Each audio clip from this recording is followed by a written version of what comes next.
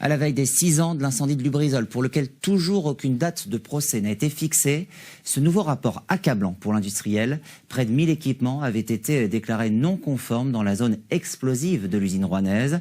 Un audit datant de juin 2019, soit 3 mois avant la catastrophe. Yves Azernal et Mehdi Weber. Devant eux, des pages et des pages d'anomalies. 622 non-conformités sur les équipements électriques et 302 sur les équipements non électriques. Ces deux porte-paroles des victimes de Lubrizol découvrent l'audit réalisé sur l'une des parties les plus dangereuses du site, un document que l'industriel n'avait jamais rendu public, accablant selon l'association.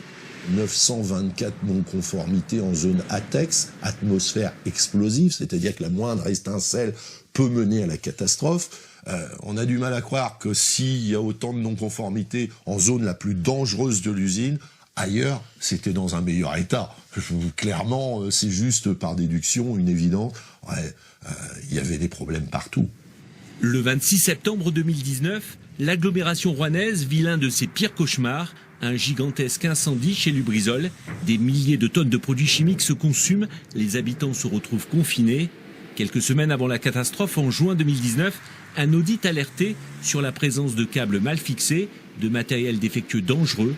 Autant de détails qui pouvaient nourrir le risque d'explosion. On espère bien sûr que le juge et le procureur de la République tiendra compte de cet audit en se disant ouais, tout compte fait, chez Lubrizol, c'était pas parfait, quoi.